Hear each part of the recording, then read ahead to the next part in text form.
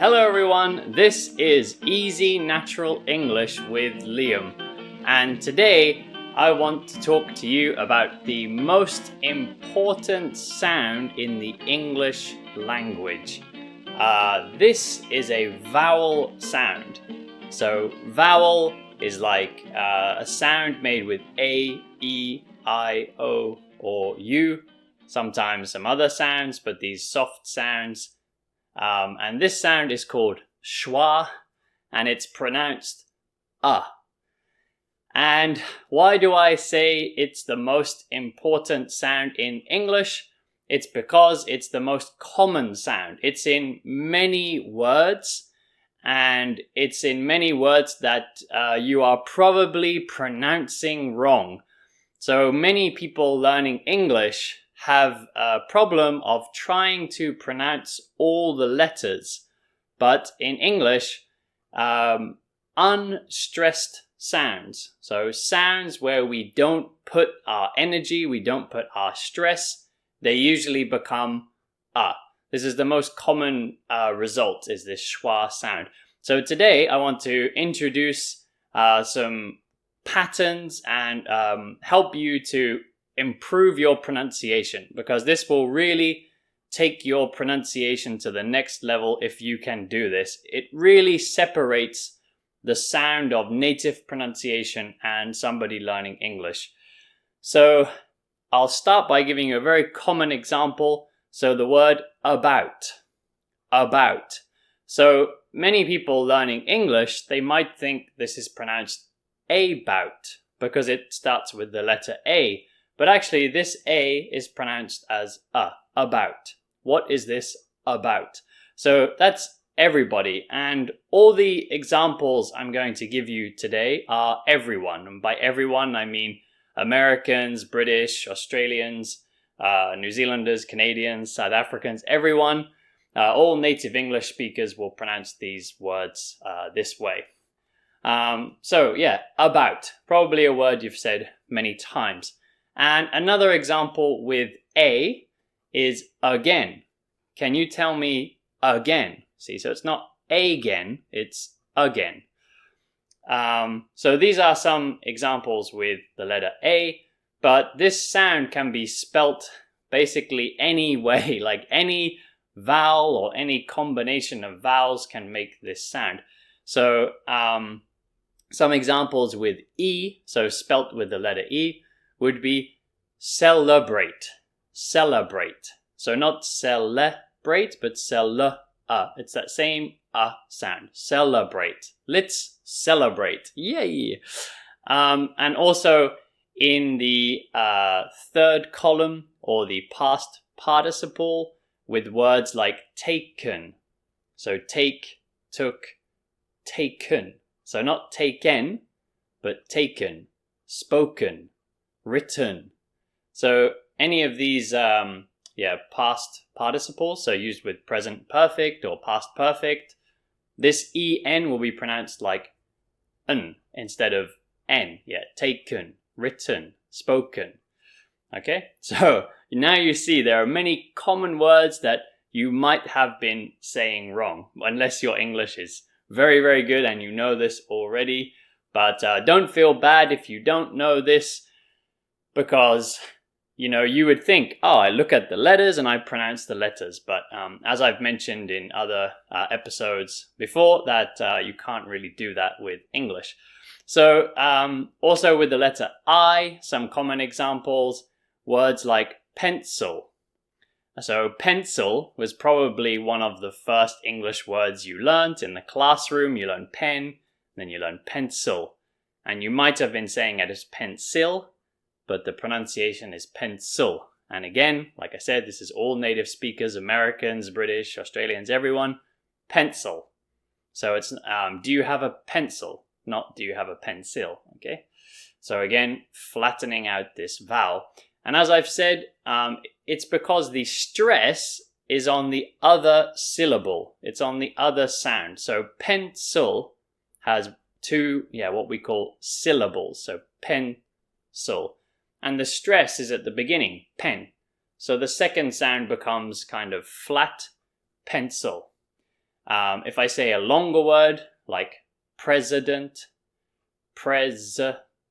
so this middle sound is flat because the stress is on president. Yeah, at the beginning, president. So that middle sound is not president, but president. He is the president. Okay? So, yeah, you might be thinking, how do I know the stress of words? Well, you can do this with lots of listening practice and just getting used to it naturally. Or if you want to check, I think I've said before, Google pronunciation. It's very good. If you just type into Google search bar a word like president, and then you write pronunciation, the top search on Google will be like Google's app, and it will show you the word broken into syllables. So president, 3 syllables, and you'll see the bold one, so the dark colored syllable will be the stressed syllable. And on Google pronunciation, you'll see they write this schwa as kind of UH. If you look at the proper phonetic alphabet, it's written with an upside down E. But yeah, on Google pronunciation, they just write it with like UH. Because a lot of native speakers, we don't actually know the proper phonetic alphabet, even many English teachers. So yeah, it's usually just written as like UH or something. Yeah,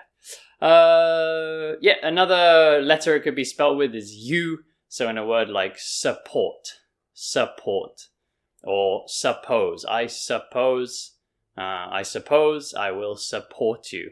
Okay, so so far we've gone through A, E, I, U, and next we'll take a look at O. So it could have many spellings. So this is a word you've probably said many times. Hopefully you've been saying it correctly. The word is today. So not today or anything else, but today. Okay, so again, this first sound is t, and then the stress is on day. So today. Are you going today? No, see, today. And tomorrow as well. I'm going, no, not today, tomorrow. Okay, so yeah, that sound is not to, but ta. So that same sound. Also in the word memory. So not memory, but memory. Do you have a good memory? So basically any word with more than two or more syllables will probably have this sound, because the stress will be on the other part of the word, and then this unstressed part will become it's such a common sound in English that even when English speakers are thinking, we usually use this sound. So if you hear an English speaker thinking, they usually say, see, that's that same sound, I don't know. And even when we say yes and no, so, you know, in like a casual conversation, if someone says, do you know? We'll just say, uh-huh. So there it is twice, uh-huh. And if we don't know, we'll say, uh-uh. Uh-huh. Do you know? Yes. Uh-huh. Uh-huh. Yes. Do you know? Uh-uh. No. Uh-uh. You see? So thinking and saying yes, saying no, this sound is everywhere in English. So if you can get this sound, then yeah, your English will become really good. It does exist in some other languages, but some languages it doesn't exist. So like, for example, I live in Japan, and in Japanese, there is no sound. Similar sounds, but there's no exact So this sound can be quite hard to pronounce for some people. But if you can master it, it will really help your English, because you will see that it is everywhere. So even in short words, when we are saying a sentence, we use it too. So if I say to you the word can, like, you know, it is possible, and I pronounce it to you clearly, like most English speakers, if I say it clearly, I'll say can. It's pronounced can. But then you'll hear when people are speaking in a sentence, and again, this is Americans, British, Australians, everyone. When it's in a sentence, it becomes more like can. So speaking clearly, can. I can do it. But when we're speaking, usually we say, I can do it. I can do it. Can you do it? I can do it. I can do it. So again, it's that schwa sound. You see, I can do it. Also, like the word to, like I'm going to the bank, but when we're speaking quickly, I'm going to the bank. To. So there it is again, that to. Going to the bank. I'm going to the bank. Also in the word you, like what are you doing? What are you doing? What are you doing? What are you that sound again. So you might be thinking, wow, how do I know when to use this sound? So all I wanted to do today was make sure you understand that it exists. Because maybe before you thought, oh, if I see a letter O, I pronounce it as O. If I see an I pronounce it as E. If I see a letter E, I pronounce it as E. But unfortunately, it's not so simple. If you were learning a language like Spanish, that would be true. You can pronounce the letters as you see them. But in English, that is really not the case. So how do you know? Like I said, if you do lots of listening practice now, you know this sound, look for it. Even when you're listening to me speak in this episode or another episode, try to look for examples where you hear this sound. And something I always say to students is when you're trying to pronounce words, please don't look at the spelling because it won't help you. Unfortunately, English spelling usually doesn't match pronunciation. I've mentioned before, that's why people learning English have trouble with pronunciation, and that's why basically all native speakers have trouble with spelling because we think about how we say it and then we go to spell it and it doesn't match. So we sometimes think, wait a minute, that's not the spelling. How do you spell this word?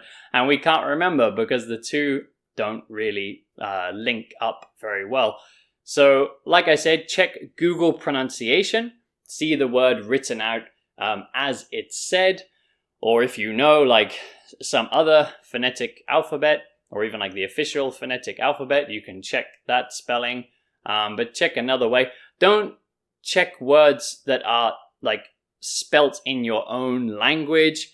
So for example, here in Japan, many people use katakana, which is the Japanese writing system, but it doesn't match English pronunciation. It's very different from English pronunciation. So if you use that, it won't help you to actually pronounce words like native speakers or even correctly. Sometimes it becomes even difficult for English speakers to understand what you want to say if you use that. So don't use your own system. I know at the beginning it can help you, but the best thing to do is just hear the word. So look at some English way of spelling it, and if you use Google pronunciation, or if you go on YouTube and just type this word pronunciation, I think there's a YouTube video for like every English word, and you can hear people saying the word slowly, and you can just copy them. So just hear the sound and try to say it. Try not to look at the spelling too much, just hear the sounds.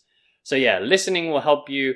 Looking at things like Google pronunciation or other dictionaries where you can see word stress will help you, because like I said, the syllable that is stressed is probably clearly pronouncing the letters, but the other syllables will probably be reduced to a flatter sound, and it's quite commonly this schwa sound. Best of luck. Don't be too worried. Just do your best. Try to listen to English as much as possible. Always try to listen to the pronunciation. And now I've told you about schwa, just look for examples of it. And don't think that the spelling is going to match the pronunciation, because it probably doesn't. So anyway, thank you all very much for listening today. If you want some extra help with pronunciation or with anything at all, please come and talk to me on italki. There's a link to my italki profile in the description of the YouTube or the podcast, and you can come and take a lesson with me online. And any kind of pronunciation trouble like this, I can help you with that, or with anything else, grammar, or you just want to chat in English. Also, special thanks to my Patreon subscribers. So Patreon is a website where you can donate money to support YouTubers and podcasts and other people creating things. And I'm very lucky. I have a few people supporting me on there.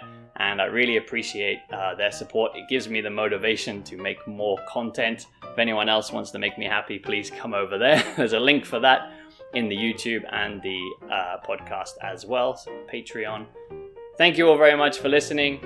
Don't forget to subscribe, like, review, share with your friends, and I will see you all back here next time.